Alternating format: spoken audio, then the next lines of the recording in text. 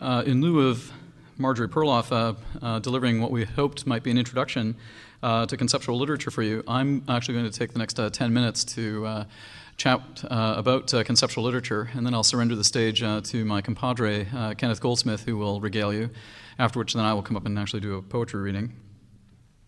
Conceptual literature constitutes one of the recent trends in the avant-garde, supplanting the dominant literary genres of experimentation from the last 4 decades of poetry. And varied poets, including Kenneth Goldsmith, Robert Fitterman, Vanessa Place, Craig Dworkin, Simon Morris, Nick Thurston, Caroline Bergvall, Derek Beaulieu, and Darren Werschler, among others, have all contributed to the formation of this global school of poetics, whose research explores the limit cases of writing as a concept, doing so in order to trouble the romantic literary bastions of both creativity and authorship. Conceptual literature has burgeoned into a respected aesthetic movement since its inception in 1996. Marjorie Perloff has already curated a conference entitled Conceptual Poetry and Its Others in 2008 at the University of Arizona, so as to discuss the growing concern about this trend in America, while Northwestern University Press has gone on to publish a 600-page anthology of conceptual literature, a tome entitled Against Expression, edited by Craig Dworkin and Kenneth Goldsmith. Within the last couple of years alone, the Museum of Contemporary Art in Denver and the Power Plant in Toronto have actually staged artistic exhibits dedicated entirely to the poetic legacy of this movement. Now, Kenneth Goldsmith, my friend here, the American exponent of this group, has received much popular fanfare in the media over the last 5 years for his provocations. And as a result, critics have paid virtually exclusive attention to his work, occasionally extolling the achievements of others like Robert Fitterman, Vanessa Place, and Simon Morris. And while critics have written essays about the influence of this movement upon poetry in America over the last decade, most of the studies do not acknowledge the impact of Canadian thinkers like me upon conceptualism, even though 2 of the 3 original founders of this group are, in fact, Canadian literati. Okay, it's technically a Canadian movement. They include Darren Werschler and me. Now, Darren Werschler, in a book called Free as in Speech and Beer, has noted that current trends in digitized sampling and networked exchange have already begun to challenge the propriety of copyright through plagiaristic appropriation and computerized reduplication.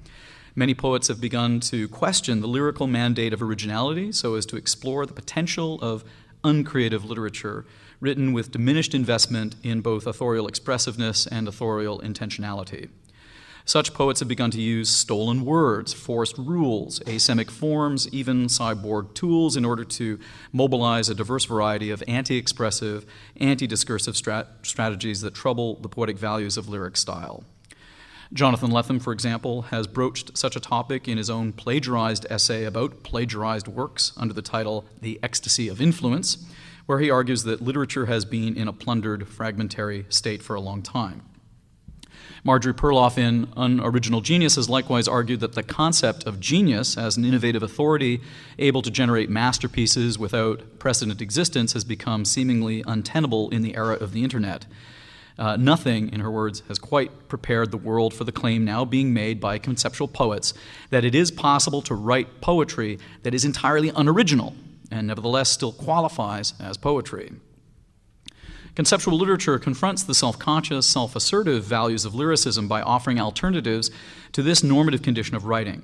Alternatives inspired in part by the procedural artwork of American conceptual artists from the 1960s, artists like Sol LeWitt, Joseph Kosuth, Douglas Huebler, Lawrence Weiner, and Don Carrara, among others. And this precedent in the history of art strives to reduce creativity itself to a tautological array of preconceived rules whose logic culminates not in the mandatory creation of a concrete object, but in the potential argument for some abstract schema about art itself. So in this respect, conceptual artists recognize that art, after Marcel Duchamp, has become so abstracted and so minimalist in its essence that the existence of the objet d'art has dematerialized altogether. Conceptual artworks often exist only in the form of the instructions needed to make the art itself, so that when Yoko Ono, for example, exhibits as a painting, her directive for painting the painting, going so far as to ask many visitors to cut out their favorite parts until the whole thing is gone, she displays an oeuvre to be imagined by the mind rather than produced by the hand, a painting to construct in your head. Now we can imagine cognates, of course, for this in the world of literature. Ideas that we conceive for works now become systemic axioms, and the works that we generate from these ideas now become elective proofs. The concept for the artwork now absorbs the quality of the artwork itself. The idea for a work supplants the work, and the idea renders the genesis of the work optional, if not needless. The writer no longer cultivates any subjective readerships by writing a text to be read, so much as the writer cultivates a collective thinkership, an audience that no longer has to read the text to appreciate the importance of its innovation. And I might suggest that Kenneth Goldsmith is now among the most famous poets in the world, despite the fact that nobody reads him. The text no longer begs to be read clearly for the quality of its content, but rather begs to be seen blankly for the novelty of its concept. Now, somebody like Jean Baudrillard has, of course, lamented this reversal of aesthetic valuation, decrying it as yet another symptom of the postmodern simulacrum in which the sign displaces the real. Conceptual artwork for him has now become a conspiracy in which both the artists and the markets collude, preserving only the idea of art long after the work of art itself has disappeared into its own abstraction. The idea of art has become rarefied and minimal, leading ultimately to conceptual art, where it ends in the non-exhibition of non-works in non-galleries, the apotheosis of art as non-event, and as a corollary, the consumer circulates in all this in order to experience non-enjoyment. Conceptual writers have in turn responded to such a challenge by striving to replace the expressive intentions of the self with a whole array of apparently impossible poetic values, arguing for styles of poetry dismissed by skeptics as uncreative, unoriginal, uninspired, even uneventful. For such poets, the concept for the work now absorbs the quality of the work itself. The idea renders the genesis of the work optional, if not needless. A writer no longer cultivates individual readerships, but thinkerships. Kenneth Goldsmith argues that such poetry now applies principles of conceptualism in artwork from the 1960s to techniques of writing in the 2000s, so as to show that for poetry, context is the new content. Goldsmith has even published a book entitled Uncreative Writing, which showcases many of these provocations, earning him appearances not only at the White House addressing Barack Obama, but also on the Colbert Report addressing Stephen Colbert. Such celebrity has incited argumentation throughout the blogosphere as writers come to grips with the official, mandated recognition of a literature defined entirely by the automation of creativity itself.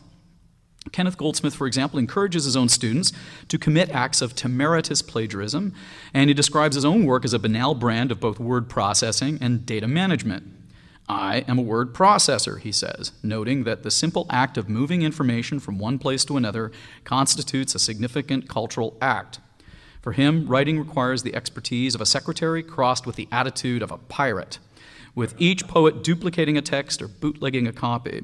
And for him, artists now acquire cultural prestige from the quality of both their sampling and remixing, rather than from the quality of any original idea or any peerless form. Now, conceptual poets in America and Britain have thus received much attention, primarily for these works that have indulged in acts of recontextualized misappropriation. Kenneth Goldsmith in Day, for example, has plagiarized every piece of text in a single Sunday edition of the New York Times, republishing this complete document as a book so as to submit it to the newspaper successfully for review in its Sunday review of books.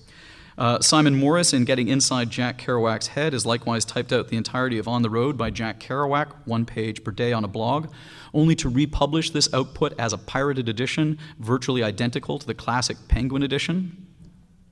Robert Fitterman in Now We Are Friends even goes so far as to use online search tools in order to stalk a random person online named Benjamin Kessler, collecting and reprinting information about him in a book for launch at a gala, to which Benjamin Kessler is then invited as an honored literary guest. Vanessa Place in Statement of Facts upstages even these acts of temerity by reprinting all the court records and all the crime reports written by her as an attorney defending a particularly horrid rapist, thereby republishing this material as a work of literature, even though it already is available in the public domain. Now, while works produced by such poets in both America and Britain have enjoyed critical approval from reviewers, works by Canadians have received less consideration, even though many Canadian examples have become somewhat canonical to the movement itself. For example, works like The Tapeworm Foundry by Darren Wershler, Poets and Killers by Helen Hanoshky, If Language by Greg Betts, Flatland by Derek Beaulieu, and Apostrophe by Bill Kennedy and Darren Wershler, just to name but 5 works. The Tapeworm Foundry, for example, lists all the great ideas for potential aesthetic projects by the author, who gives his ideas away for free. Poets and Killers recounts the biography of a male poet retelling his story by quoting advertisements published in each year of his life. If language creates anagrams by repeatedly reordering the same fund of letters found in a single paragraph from an essay by Steve McCaffrey. Flatland maps successive occurrence of letters in a novel by Edwin A. Abbott, diagramming the dispersal of the alphabet throughout the entire text. And Apostrophe collates all the results of a Google search on the phrase, "you are." Each work exemplifies one of the 4 limit cases of writing, what I call limit cases. Works such as these address a quadrivium of extreme formats for expression, and I divide them into 4 categories. The ready-made writing of the unoriginal text, the mannerist writing of the constrained text, the illegible writing of the unreadable text, and the aleatoric writing of the authorless text. Such poets reframe these acts of writing, be they derived from stolen words or forced rules, asemic forms, and cyborg tools, doing so in order to replace the expressive intentions of the author with a whole array of apparently impossible poetic values, arguing for the viability of work that skeptics might otherwise dismiss as uninspired. American critics, such as Robert Archambault and others, have often dismissed conceptual literature as a weird genre of writing because of its obdurate, if not hermetic, frivolity, which to them makes such works inscrutable, if not unteachable. However, the practitioners of conceptual literature, like the 2 of us, for example, you're about to see, often demonstrate that such literary concepts are actually much easier to apprehend than naysayers might think. We are undoubtedly going to illustrate the appeal of some of these limit cases by showing that far from being a banal brand of either word processing or data management, such writing can in fact be charismatic in its presentation. Now, Craig Dworkin, a good friend of mine, has written 2 books of scholarship, Reading the Illegible and No Medium, both of which argue that dismissals of the avant-garde as illegible constitute ideological assessments meant to excuse critics from ever having to contend with the limit cases of writing.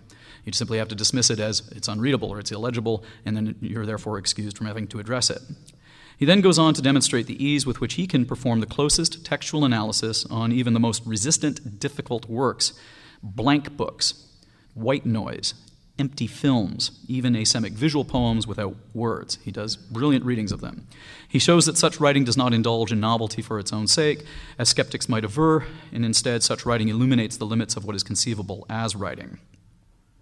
Conceptual literature might constitute what Dworkin calls the writing of the new formalism, insofar as such literature imposes arbitrary but axiomatic dicta upon the writing process, doing so in order to extract an otherwise unthought potential from such a structural constraint. Conceptual literature reveals that in such a culture, writing now finds itself governed not by the whim of a self, but by the rule of a game, a kind of language game like the ones discussed by Ludwig Wittgenstein, who notes that when playing such a game, we look to the rule for instruction and do something, without appealing to anything else for guidance. The poet subordinates all subjectivity to this rule, replacing an act of volitive expression with an act of negative capability. The poet constrains the cognitive functions of the self on behalf of other aesthetic functions in the text, be they ready-made, mannerist, illegible, or aleatoric, thus exploring the limits of what writing itself can do. I'd like to introduce you now to Kenneth Goldsmith.